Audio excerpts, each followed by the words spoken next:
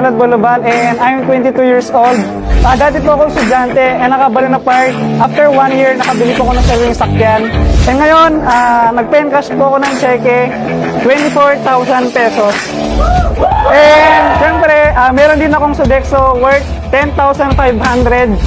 Pang shopping, pang gas, pang regalo.